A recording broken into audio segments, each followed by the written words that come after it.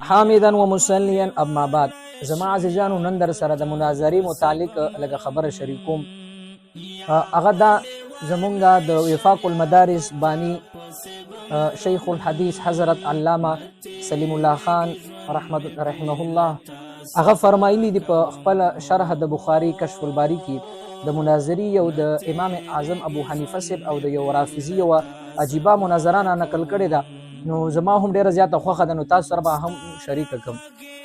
مناظرې جایز دي محترمو، د هغې د جواز خپل شرایط دي، هغه چې پکې وي نو هغه جایز دي. قرآن مجید کې هم شته، په احادیثو باندې هم دا ثابته ده. د امام اعظم ابو حنیفه صاحب په زمانه کې یو رافضي و. رافضي د دې به در سره انشاءالله بله ویډیو جوړوم د رافضیانو او د شیعګانو متعلق، ځکه رافضیان او شیعګان په هغه زمانه کې به ورته رافضیان ویلی کېده او اوس ورته شیعګان ویلی کېږي. دا د دایره اسلام نه ټول خارج دي، ځکه د دې عقیده د دې هغه اعمال عبادت ټول خراب دي. نو هغه یو رافضي و، هغه صحابو پسې ډېرې رد بدې ویلې، خاص کر حضرت د عثمان غني رضی الله عنه د هغه به ډېره زیاته ګستاخي کوله، هغه ته به کافر او یهودي ویل. نو زمونږ د مذهب بانی او زمونږ د مذهب رهنما امام اعظم ابو حنیفه نعمان ابن ثابت رحمه الله هغه ته پته ولګېدله.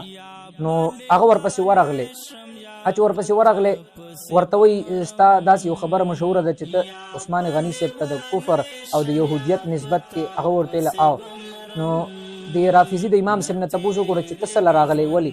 ده ورته ویل زه هېڅ له نه راغلی، زه ستا یوه لور ده، د هغې د رشتې دپاره زه راغلی یم، هغه ځنه غواړم. وایي ښه وایه. نو وایي داسې یو هلک لی غواړم چې هغه حافظ قرآن هم دی، عالم هم دی، په قرآن او حدیث باندې ډېر زیات پوهېږي، او بله خبره پکې دا ټوله شپه ولاړې د قرآن مجید تلاوت کوي او نفلونه عبادتونه کوي، الله ته په ژړا او فریاد باندې وي، د قرآن مجید سره ډېره زیاته مینه ده. نو ده ورته وویلې دا خو ډېر زبردست او نیکمل انسان دی، دې سره به زه خامخا د خپلې لور رشته کوم. خو بیا ورته امام صاحب وفرمایل چې یو خبره ده پکې ګورې، وایي هغه څه؟ وایي هغه یهودي دی. نو دا مجوسي پرې ډېر زیات غوسه شو، ورته وایي چې هر څومره نیک اعمال کوي، هر څومره کوي، خو چې یو یهودي وي هغه له زه څنګه لور ورکړم؟ نو امام صاحب ورته ویل ولې یهودي له لور نه ورکړې؟ وایي نه. نو ده ورته ویلي وایي نو ګوره زه تا ته یو خبره کوم، ته نبي علیه صلات وسلام ته وګوره، هغه خپله یوه لور نه بلکې دوه لوریانې هغه حضرت عثمان صاحب له ورکړي دي.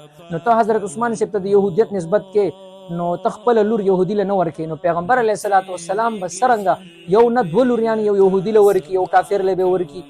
نو هغه رافضي چې کوم هغه پوه شو، د هغه ذهن کلاو شو، نو هغه د امام ابو حنیفه صاحب په لاس باندې توبه وویستله او صحیح مسلمان جوړ شو. نو محترمو دا مې تاسو سره دا واقع هم شریکوله. د دې واقع نه زموږ ته دا عبرت حاصلېږي چې موږ د صحابو ډېر زیات قدر او عزت وکړو. یقینا که چېرته موږ د دې نه خبر نه وو، د صحابو پسې رد بدې مو ویلې، زموږ ټول نیک اعمال به ضایع شي، او هسې نه چې د قیامت په ورځ د صحابو لاس زموږ ریواني. نو دې وجې نه زما ګزارش دا دی د صحابو نومونه ډېر په ادب سره اخلئ او د صحابو باره کې ډېر ښه ګمان ښه عقیده لرئ. الله تعالی دې موږ او تاسو له په دې باندې د عمل کولو توفیق راکړي. دا واقع ځان سره مخکې هم شیر کړي او نور ملګرو سره هم چې هغې ته ور ورسي. واخر دعوانا ان الحمد لله رب العالمین.